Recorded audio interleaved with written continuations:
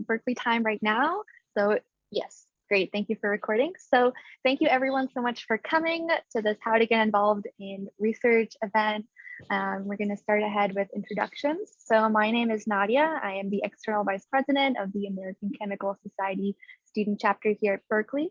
I'm going to hand it off to representatives from IKE and ACTS who co-organized this event with us. So thank you. I'll hand over to Chinos. Hi, my name is Chino. I'm one of the co-chairs for the Outreach Committee for the American Institute of Chemical Engineers chapter at Berkeley. Yeah, I'm super excited to start this event because I have plenty of questions regarding how to get involved in research my freshman and sophomore year also. So I'll hand it over to Sean. I'm Sean. I am the other co-chair for Outreach at IKE, and I'm going to hand it off to Quinn. Hi, I'm Quinn, and I am the academic committee chair or co-chair for Alpha Chi Sigma, the professional chemistry fraternity on campus. All right, thank you everyone. So now I'm going to hand it over to our lovely professor panelists. Thank you again so much for coming and sharing what you have to say to our wonderful students. So how about we start with Dean Arnold? Could you just maybe say a little bit about what field you are in? And yeah, thank you. Okay, hey everybody, John Arnold. I'm professor here in organic chemistry and your undergraduate dean. I've been here now for, this is my 33rd year in Berkeley.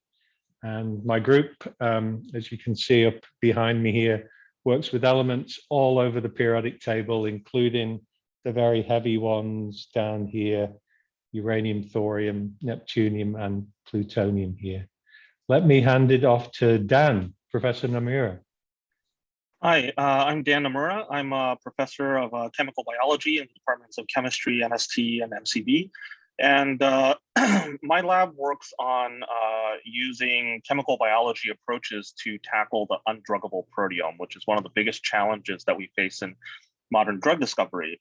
And as such, we've been working very closely with pharma and starting up new companies to enable chemical biology as a major driver for modern drug discovery efforts. I'll pass it off to Evan Miller. Hi, everyone. I'm Evan Miller. I'm a faculty member in split between chemistry and MCB. And my research area is in organic chemistry and chemical biology. And we think about how to make fluorescent dyes to watch living cells in action. And I'll pass it off. Let's see, I don't have a list of who else is here. So maybe Bryan. Bryan, can you go? Sure can, Evan, thanks. Awesome. Yeah, I'm Bryan McCloskey. I'm a faculty in chemical engineering and vice chair of graduate education. And my research focuses on electrochemical systems with a particular focus on batteries. And so all aspects of lithium ion batteries and metal air batteries, so high energy density, long life battery materials, and trying to engineer them to be more energy dense, cost effective, more sustainable as well. And yes, I am in the same boat that Evan is. I don't have a list here. I'll pass it off to Professor Leone. Hi, I'm Steve Leone. I'm a physical chemist. I'm also rostered in physics, and we like to make the shortest possible pulses with lasers and use those to probe both molecular dynamics and solid state processes. And let's see, I can pass this. Yeah, I think I believe our last panelist is Stefan. Stefan, yeah. Yes, thank you. Yeah, hi, my name is Stefan Minasian. I'm a staff scientist in the Chemical Sciences Division up at Lawrence Berkeley National Laboratory. I work in the heavy element chemistry group. We do a lot of work on the heaviest elements that John pointed out earlier. And my research is specifically focused on using new types of X-ray spectroscopy to try and develop better models of chemical bonding. So we use tools locally like the Advanced Light Source frequently in our research. All right, awesome. Thank you for introducing yourselves. And I guess the very first question we have for you is what was your first research experience and what was it like?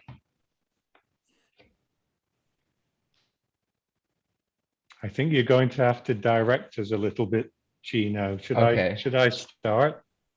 I guess one or two professors can answer this question. I guess I'll hand it off to, yeah, Professor Arnold. Okay.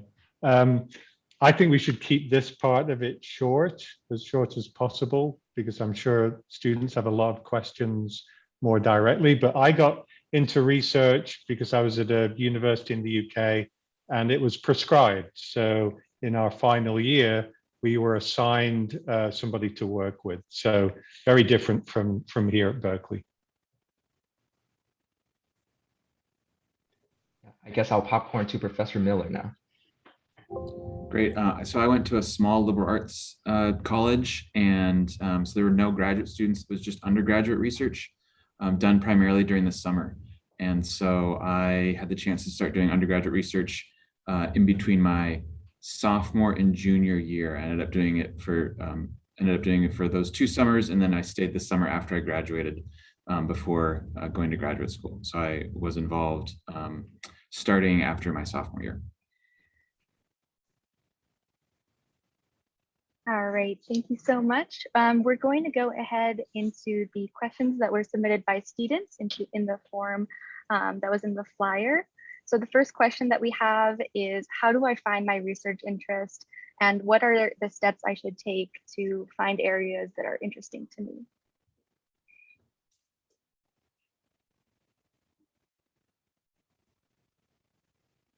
Nadia, do you want to call out somebody to get the ball rolling? Oh, yeah, sure. If you'd like to go first.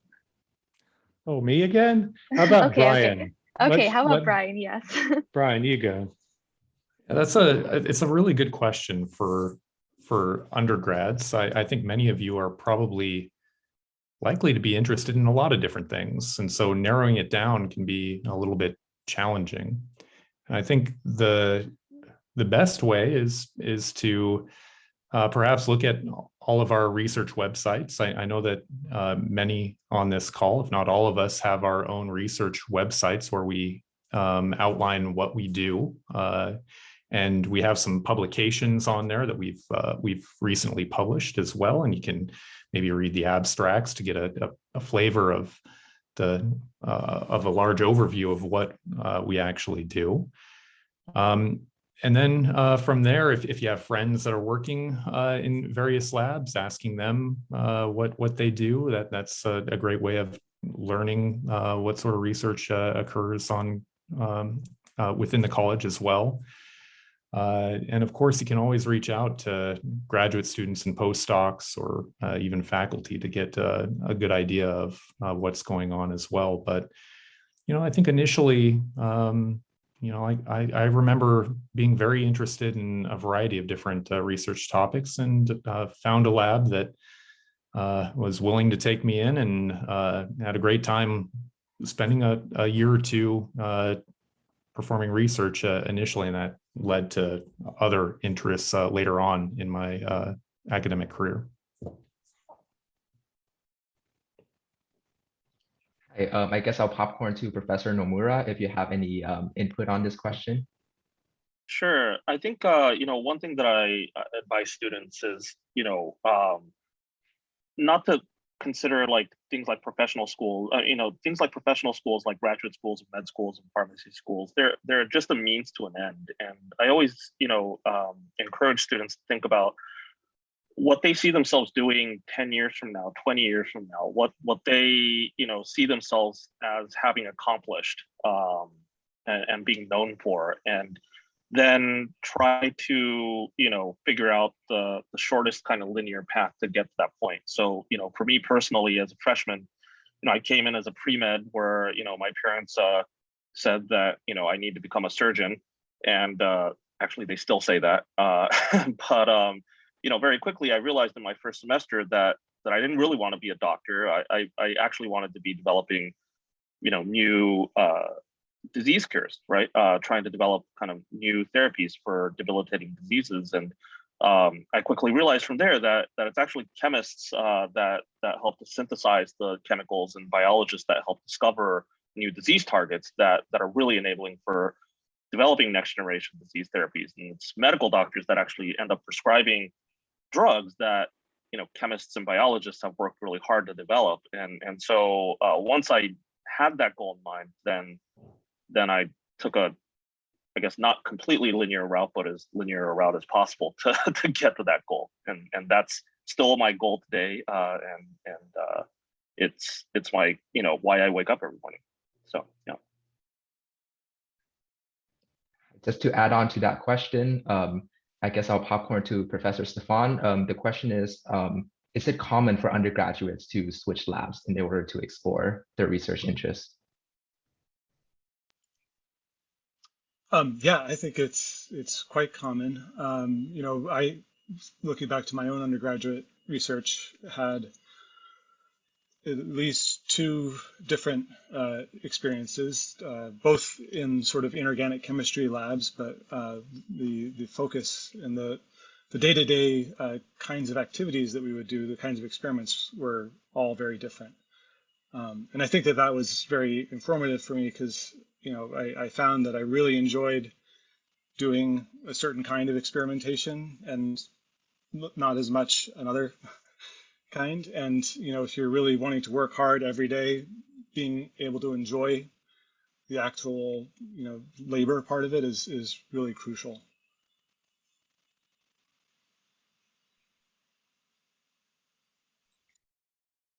Well, I think one great opportunity at Berkeley to find sort of what you might be interested in terms of research are to go to the research seminars. If you took Chem 135 with me, I make everyone go to at least one. And there, you could go to a seminar every day across campus, but it's a great way to hear from faculty members from other campuses that are coming here to give lectures. And so you can kind of hear about a wide variety of things that maybe you wouldn't get exposed to in a classroom. And so it can be a great way just to find out what you might not even know about and what something might spark an interest, and then to see who does something similar on campus. So I think those are great opportunities. Those are advertised online at the various departments and things like that. And if you can't find seminars to go to, ask us or one of your, there we go, there's a message in the chat. So I think that's a really great opportunity at Berkeley.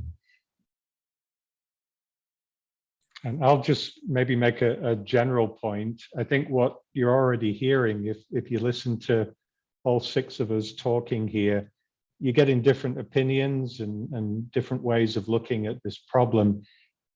Getting into research at Berkeley, I don't think there's a step-by-step process. There's no structure to it, really. Every student is different and every research group is different, and the approaches are all different. So part of solving this problem is kind of getting in tune with that and figuring that out, and not being, it's a very non-linear process. So how you go about doing it says kind of more about you than probably the big research endeavor here at Berkeley. Yeah. Great. Thank you all for your answers. Moving on to the next question. Once you find your research interest, how do you reach out to a lab that you're interested in? Should you contact PIs, postdocs, or graduate students? I think we'll start with Professor Leone here. Yeah, I think it's all of those are possible. I think the faculty like to know that they have been contacted, but sometimes they get so busy that they don't answer. And you might have had a teaching assistant or someone that you got to know, and you can push up from the bottom. And that graduate student might be able to go to a professor, say, I know this really great undergrad, we should think about whether to give this person a chance. So I think one needs to contact the professor or the PI at some point. But I think you can produce like a little bit of a grassroots way of getting, some knowledge up to the professor, that they'll look at it more carefully. Great. I would also like to ask Stefan, because I'm sure students also struggle to understand like how to reach out to like LBL specific labs as well. Yeah, that's an important question. So, time management is kind of a big deal. I think it's a big deal when you're working on campus. as well. But it becomes even more so when you're having to factor in a trip up and down the hill. So I think to the extent that you can communicate to people that you're speaking with that you have good time management skills, and that doing research would really be sort of your number one priority outside of your coursework, and that if you can do that, you'll probably be in a pretty good position. We've all had excellent experience with undergrads who have good time management skills and are super productive, and then sometimes it just ends up being too much of a barrier, and things can be really hard. But good time management, good organization is really important. Just a quick follow-up to this question. What happens if the person you contact, whether it be a professor or grad student, doesn't respond? Is it appropriate to do a follow-up after a week or two, or is this something that they should just drop? I could say something fairly general here. From the responses that you've already heard from Steve and Stefan, one thing that's pretty clear is that this whole process of getting involved in research is a very social activity, that it's a very human sort of interaction. It's not a contractual thing where you go into a lab for 3 hours a week and then leave. You're joining a group of people that works as a team. And as much as you can, when you're thinking about this, try and put yourself in their shoes. When you approach a grad student or a professor, often they have no idea who you are. So if you say to them, "Can I join your group?" the odds are they're going to say no, because they don't know anything about you. So try and, as much as you can, try and spend some time getting to know people without asking them for a lot. And asking to join a group is actually quite a big commitment in terms of time and money on somebody's part, probably a grad student. So work your way towards that by getting to know people. And in general, that is a really great skill set to have. If you can talk to people and work with them and communicate with them, you'll see in your professional career that is more and more important as you move along. So this is an opportunity to sort of hone those skills right now by getting into a research group. All right, great, thank you. Did you have something to add to it? Absolutely follow up. Okay, of course. It's true for anything in life. I think, emails are very easy to ignore. I think a lot of students sometimes feel like what happened was, if they didn't hear a response, is that the faculty member read their email, looked at their attached CV and resume and transcript, and decided this person is not up to my standard, and so I'm not going to respond to them. And I can, speaking only for myself, but likely for others, that wasn't what happened. It probably just got pushed down before we could make a response.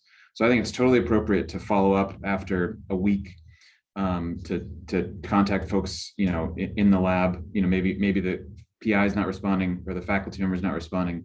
The grad student that you might have had as a GSI might respond. It's totally fine also to come to people's offices, or is becoming more increasingly fine to do that as we move out of COVID. And so it's okay to follow that up in a polite manner.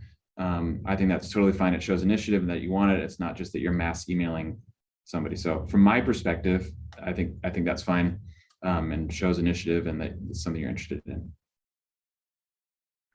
The part that we didn't discuss is what should go in that email. And maybe you're going to get to that, I don't know. But, Yes. if someone produces a very thoughtful email that shows that they've actually looked at the kind of work that I'm doing, and they have something to say about it, that gets my attention a lot more than anything else. Yeah, I couldn't agree more with that. I think, first short paragraph introducing yourself and what you're interested in. A second paragraph talking about why you're interested in that particular lab's research. And then a third short paragraph, I think most importantly, also telling the professor what your days and time availability are, I think to me is also critical, in addition to attaching a resume, even if you have no lab experience. Because for me, usually when I get these emails, someone that looks promising, I'll just forward it to my lab to see if anyone is willing to pick them up, right? And if you don't have all of that information concisely in one email, then, I'm not gonna bother, spending the time to piece different emails together to send that out, right? So, one major, I think, thing that I see commonly among kind of undergrads applying to labs is, maybe they'll state their availability, but that availability is like Monday, 10 p.m. to 1 a.m., Saturday, 10 p.m. to 2 a.m., or like Monday, 12 to 12:30, and Tuesday, 4 to 4:30. Like in reality, no, first of all, we need to be there to train you. So, you have to put in some reasonable working hour times. And also, no experiment can be done in like a 30-minute to an hour time frame. Most experiments take an entire, afternoon. So, you have to be able to carve out time in your schedule that allows for research. So, maybe like Wednesday, Fridays, entire afternoons off. And, most of us, actually all of us can provide research units, right? I think up to 3 to 4 units that you can use to help open up your schedule instead of taking some class that you're not interested in to fill up units, right? So, those are kind of key things that I feel like among all the emails that I get, 80% of the emails get weeded out because of this availability problem not being compatible with normal human working hours. Yeah, it's a great point that research is not like going into the teaching lab where you have 3 hours and everything's laid out for you. Nothing is laid out for you. You've got to go find things, and it can take you an afternoon just to find a chemical or a piece of equipment. So you need to really sort of commit to effectively being like a grad student, because that's what most people want to be if they're undergrads doing research. So look at what grad students do and ask yourself, do I want to be like that? Do I want to have that level of commitment? If you do, you'll get people's attention. Yeah, that's a really great point about the research units. I believe 4 research units can go to your allied subjects requirement, which is, great to fill that requirement. And all of you have already touched on this topic a little bit, but what are some things that you are looking for in students who are interested in joining your group? This can be like coursework, previous experience.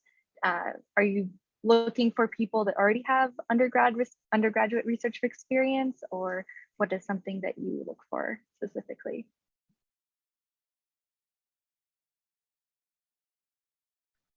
Oh, and I'll in the physical chemistry labs, it's very helpful to have like quantum chemistry or something, but that doesn't seem to deter the physics undergrads who come over when they're freshmen and say, my brother worked with Holger Mueller and I would really like to get in the lab, that's like that or something, so it depends on these interactions and whether you see this spark, a little bit too, whether you can sort of bypass the, the normal classes or whatever and get into a group.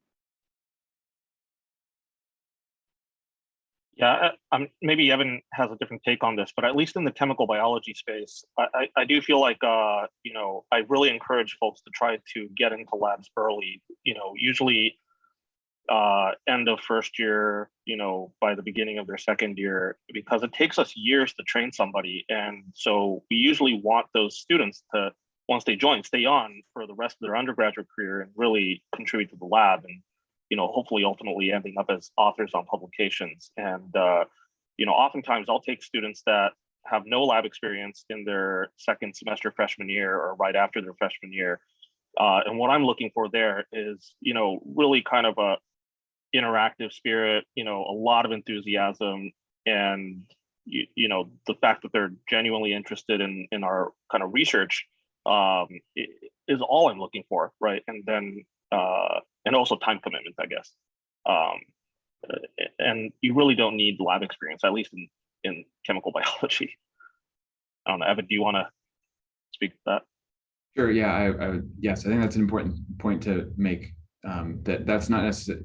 either way is fine. Everyone has a different path into this, and so I don't expect people to have experience before. For me, undergraduate research was such a formative experience, and when I started, I had no experience having done it. I had to start somewhere, and so I think that's probably true for all of us as panelists. And so I think there's some affinity for students who have never done anything before. If you're curious, interested, and motivated, that's kind of those are all good signs, I guess. If you happen to have done something before, that doesn't disqualify you either. That's fantastic. So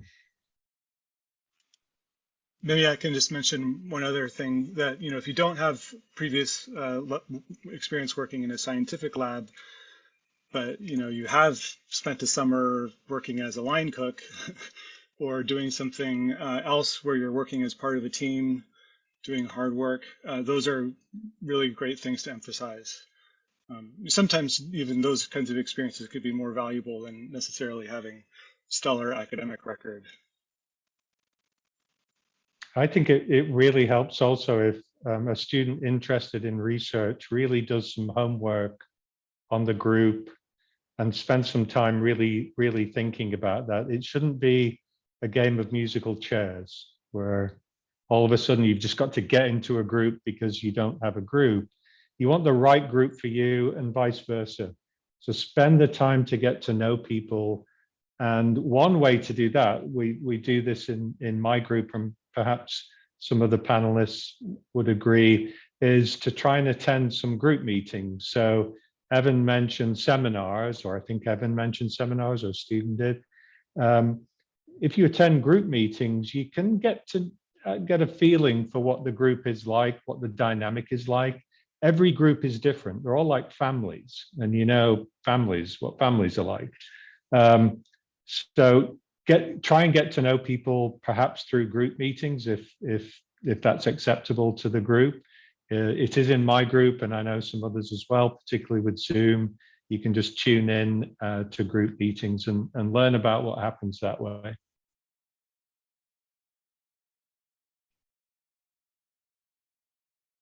Bryan, did you want to say something about CAMI and how things work there?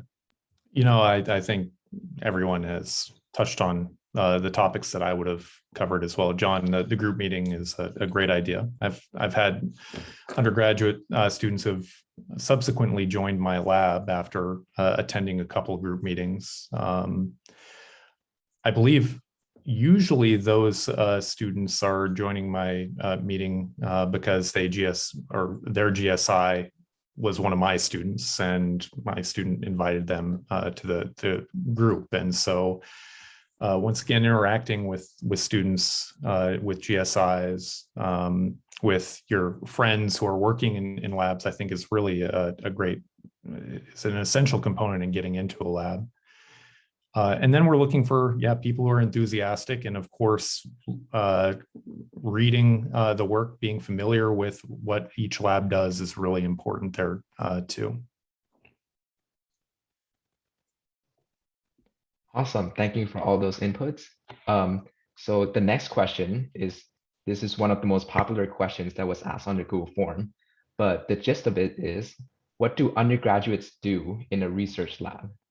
So I think I'll hand this over to Professor Miller. So what I like to tell undergraduates is that the expectation is that they'll become the world's expert, probably along with their GSI or their graduate student, and maybe me, but probably, their graduate students, the comparison group. But that's the goal, and that we don't start, we don't start you there the first week, but that everything we're doing is building toward that, this project or whatever you're working on is you want to know the most about this in the world.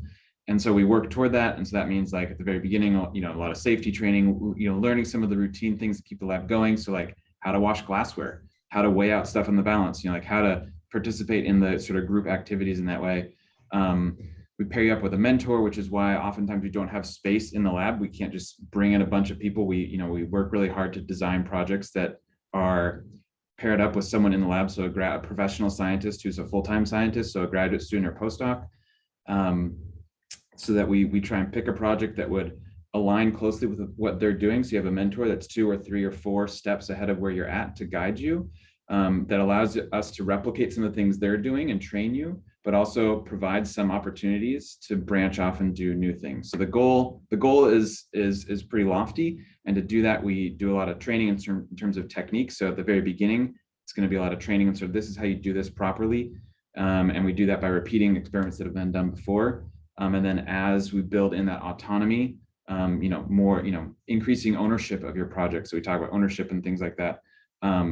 So the goal is that you're participating fully, like a graduate student would be, with ownership of the project, directing, or thinking about the next steps, that it's not just a recipe you're following, but that you're actually invested intellectually in it. So that's our goal. And when things work out well, it's really beautiful to see. And other times it doesn't work out for other, students get interested in other things or whatever, and that's also fine too. That's part of trying this out. So that's our goal. What I usually say to the students that are joining the lab. So yeah, happy to unpack that more if needed. Yeah, awesome. I feel like it's very insightful actually to hear that you have like a plan for the undergrad when the undergrad joins the lab. I guess I can also popcorn now to Professor Leone about like what are some of the things undergrads might be working on in your lab? Right.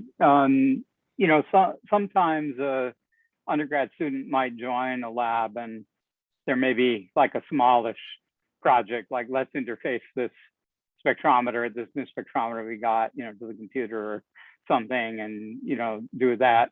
However, I like to tell undergrads that within some months, they should have a project of their own, and they should be working towards a goal of the science of that project. And the equipment is complicated, so it's too much to expect that a student could take the whole laser apart and put it back together. But with the help of other senior students or grad students, they can bring it up to the point where that can take data reliably and schedule a time when the undergrad can work on the exact problem that would be new science. And if it works out, it will turn into a publication.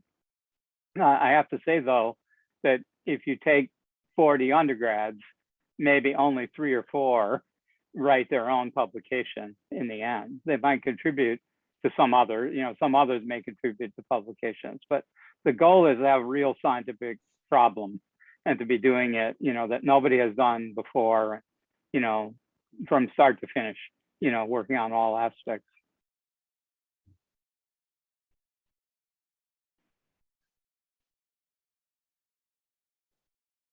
Okay, does anyone have any more inputs? Yeah, Gino, I'll step in here.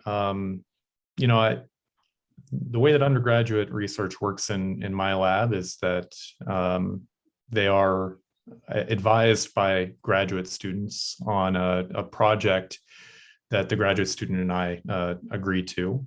Typically, that will be a subset of what a graduate student is doing at the moment. And I expect my undergrads to come to all of my subgroup meetings, present a slide or two, update, just like my graduate students do. Graduate students might give a little bit larger update than 1 or 2 slides. And we then discuss how their project moves forward, or what's limiting them in the lab from a week-to-week basis.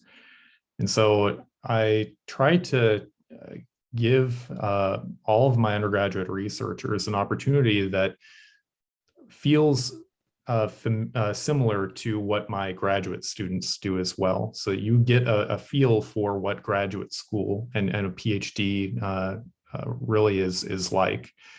And of course, it takes a little while to get up to speed in the lab. It takes some time and effort to develop the skills where you're getting reliable data. And then once you actually are convinced that you can get reliable data, to start testing hypotheses about specific topics. And then as you start testing hypotheses, maybe that can lead to, substantive output like a publication. And some undergraduates get all the way there where they are getting a publication out of this. So it's also feedback. It's not that we put you in the lab and you're given a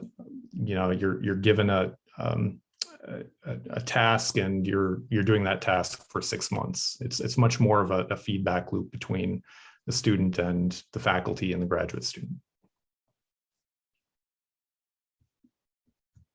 All right, thank you so much. So those were the main questions that we received in the form, and I'm going to open up the questions now to all the participants. So if you have a question, you can either unmute yourself or type it in the chat, and one of us can read out.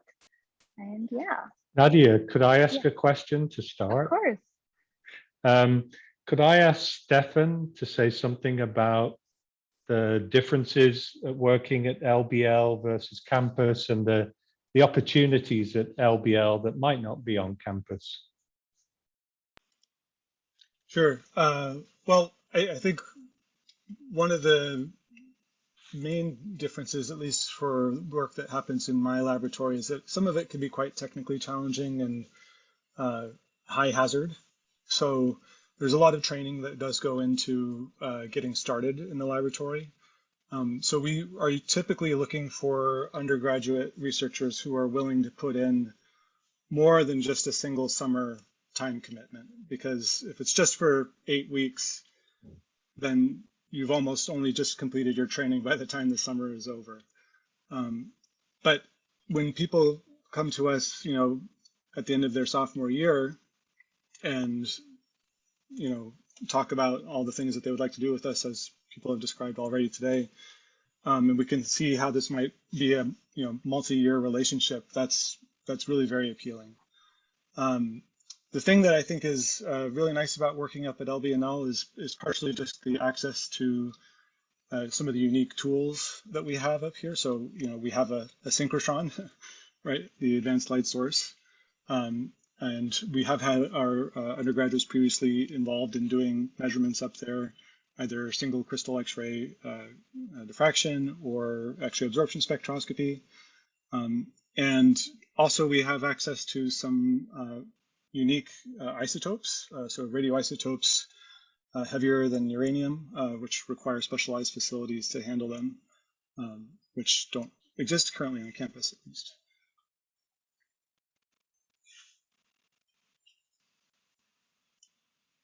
All right, does anyone here have any more questions? Feel free to unmute yourself or just type it out in chat.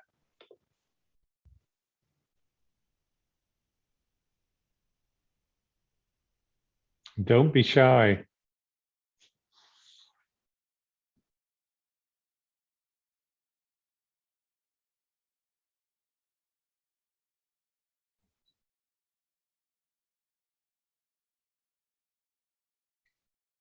One thing that came up a couple times that no one's asked about, but oh, there was a question, so maybe I'll be quiet now.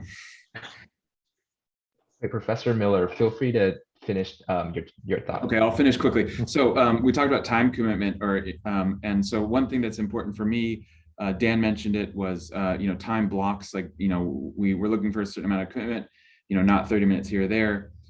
It's useful to have a block of time. You can think about it almost like an additional, teaching lab or lab section, where if you have, an afternoon blocked off 4 hours, that's usually what I ask for as the minimum for someone starting. Is I want, 2 4-hour blocks of time to be able to come in, be able to mess up on things, and really be able to learn how to do this stuff. It takes some time.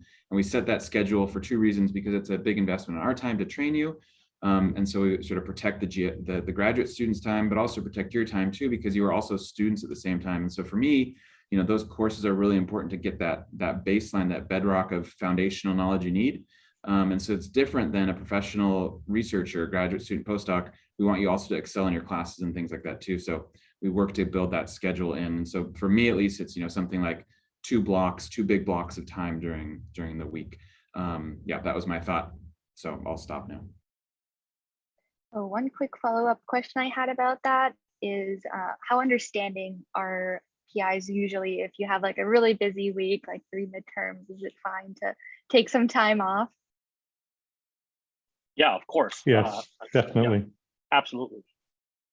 All right, perfect. So the first question in the chat is, any recommendations on what to put on the resume? What would the professors like to see usually? And I guess specifically, maybe like if you don't have a lot of lab or research experience. So I mean, obviously, if you have research experience, you should describe that. And when if you do have it, then, you know, instead of just listing techniques that you know, you should frame it in terms of what project you were working on and what that project was trying to address. And you can also list experiments that you know as well. But if you only list experiments instead of talking about the whole project, it gives us a sense that maybe you didn't understand the larger context of what you were working on, right? So that's one thing. If you don't have research experience, then, you know, just list all the things that you've done in life, right? And, you know, I think someone mentioned this earlier, I think Stefan, you know, various things that you've done in life give us an insight into what kind of person you are, right? So I remember taking on one chemistry student that turned out to be brilliant and was co-author on several papers from my lab and is now at Stanford for grad school. You know, she put in her resume that she had run, you know, like 10 full marathons. That to me was amazing, right? That, you know, she had the stamina and the, you know, you know, will to do that. And that kind of directly translated into, you know, her ability to do science too. So, you know, I think things like that really speak volumes, even if you don't have any lab experience. Yeah, but it doesn't have to be something as impressive.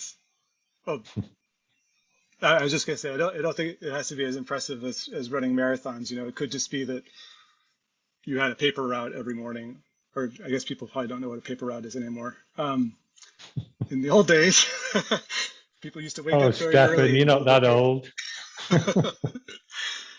You know, just showing previous examples of hard work beyond academics, I think is. Yeah, commitment is really important. If you show that you're trustworthy and that you've done your homework and this is something you really want, I think that goes a long way.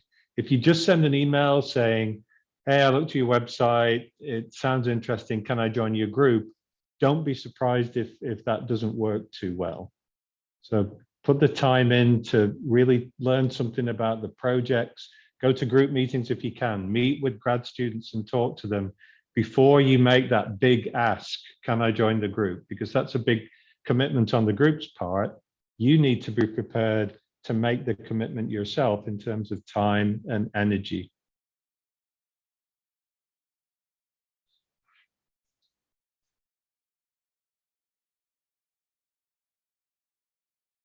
Should we go on to the next question, Nadia? Yes. Yeah, the next question is it common for undergrads to present or share something at group meetings? Or yes. Present research. I believe we touched on this a little bit before too. I guess, what would be something that an undergrad would present, or how often perhaps would this occur?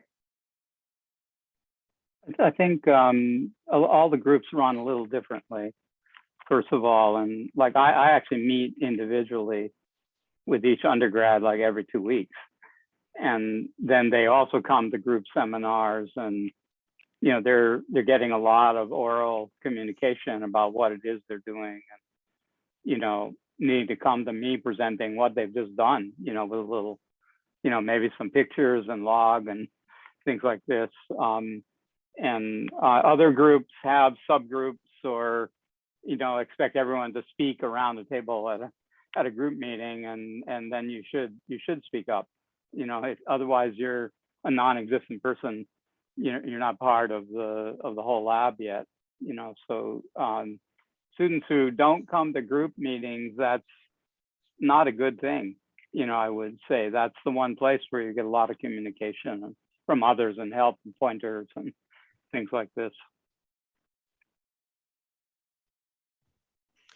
Yeah, the answer to this question is yes. I think all of us have at least one group meeting a year where the undergraduates in the lab will give a presentation. Or, you know, if I have 3 undergraduates, they'll each give a 20-minute presentation at group meeting. All of them attend group meetings. They all give feedback on the other students' work. They attend subgroups. They give presentations at subgroups. Like I said, 1 to 2 slide updates, which are essentially presentations. So yeah, there is a lot of communication back and forth. Great. We want to ask, there's another question in the chat. Is it ever too late to get started in research, and is it possible to continue working at the lab after graduation? I don't believe it is too late. It's obviously nice if you can get involved sooner, but I think you can get involved too early if you're not careful and be in the wrong situation. So doing your homework is good. I'm particularly concerned about transfer students with regard to this question, because most transfer students only have 4 semesters. So we're working hard to try and find opportunities to ease the transition of transfer students into research. But even 2 semesters of research, perhaps even 1 semester of research, is certainly better than none at all. The quality of those experiences varies considerably from student to student and from group to group, but I don't think it's ever too late to get involved. I've had students go on to really good graduate careers with very little experience, and other students have a lot of experience and not go on to grad school. They've often gone on and done something different. All right, jumping off of that, another very common Google form question was whether you should still do research if you don't plan to go to grad school.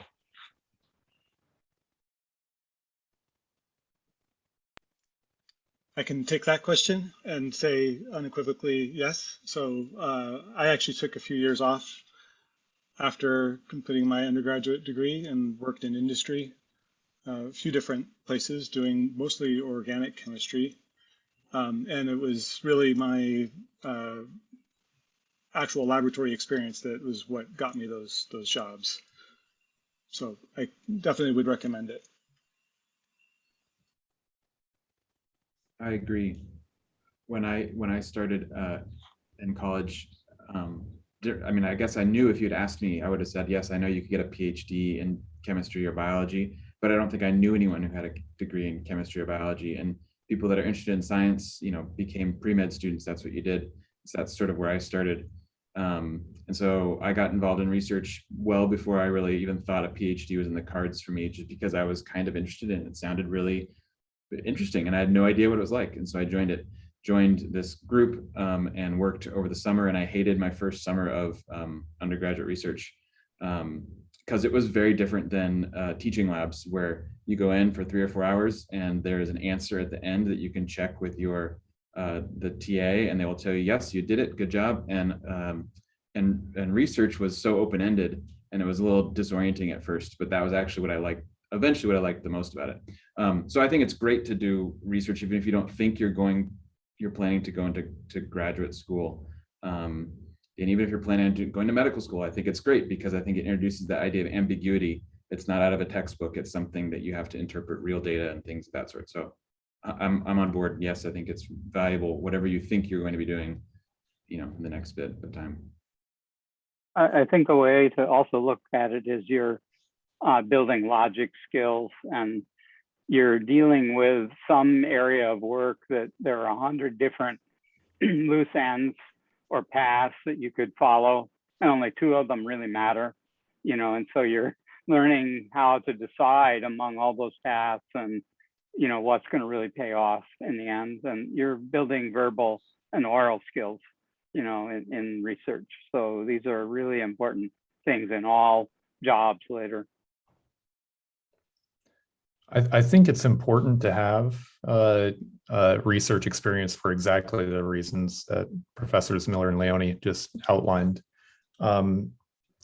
Ideally, it would also be nice maybe to have an internship at some point as well. And I know that there are many summer internships that are available, and you get then kind of a different experience that could help guide you in which career path you'd like to go through, industrial or academic career paths. So yeah, there are many options, and it's perfectly fine not to know which direction you'd like to go, and there are ways where you can maybe look at some of your own interests and seek those out in different ways.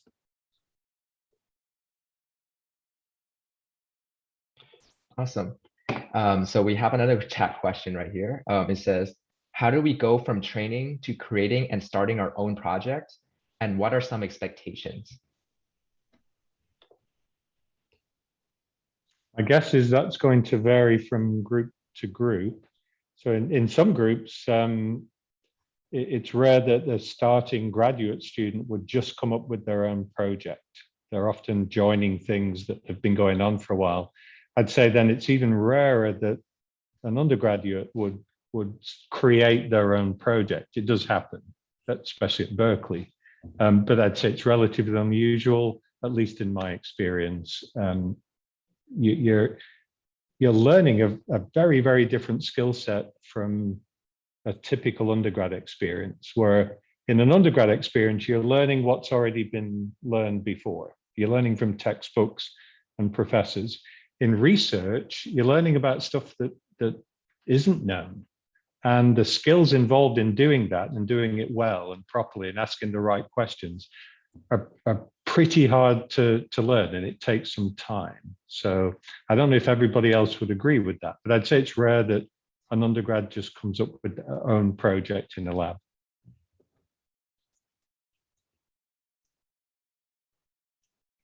All right, so it seems that those were all the questions in the chat. Are there any last comments any of the professors would like to add that I think the undergrads here would benefit from knowing? Yeah, I have a comment as well, and I'm going to share this in the chat section. This is a resource that some of our graduate students have prepared for undergraduate researchers, how to get into it. And there's plenty of resources on this website here, including some potential projects that might be available. This was created by a few graduate students in our college right before the pandemic hit. And so it's been underutilized from that perspective. The number of projects have been relatively, projects available have been relatively poor. But if there are any projects, at least in our department in chemical engineering, that are available, this is a portal that provides those projects and lets you contact the graduate students who have projects available. And then there are a lot of other resources. Many of those resources provide a lot of detail that we've discussed today as well. So I just want to make everyone aware of this. I think it's a great website that provides a lot of the information that we talked about today. I would comment on two things. You know, one is if you would do an internship in a company or something, you're likely to come back realizing how to do a lot more things in parallel and to, you know, make really shrewd decisions about what, you know, to do. And then the second thing though is while it might not be possible to dive into a whole new field and say, aha, here's the perfect project I've created, it is possible to define what's going to be important about a particular project. And, you know, even if a professor says this is a good first idea that we should try, the undergrad student should be trying to figure out why and, you know, make the motivations and judge it, you know, for its merits in science, whether it's new, things like this.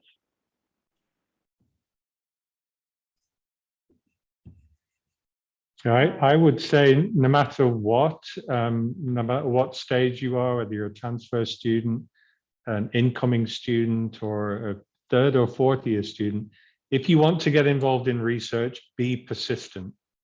As you know, at Berkeley, nobody hands you anything. You've got to go and get it. But so long as you keep at it, and so long as you are really devoted to getting some research experience, there's nearly always a way to do it. But often it's not by just sending an email to somebody saying, can I join your group? That often doesn't work. You've got to find a different mechanism to make it work for you as an individual. right, great. Thank you so much for all the comments. Again, a big thank you to all the professors for participating in this panel. We had some really great feedback from you. And this is really valuable resource for all the undergrads and first years, new transfer students. And yeah, thank you. Yeah, thank you, everybody. Thank you. Thank you for coming. Thank you. Appreciate it.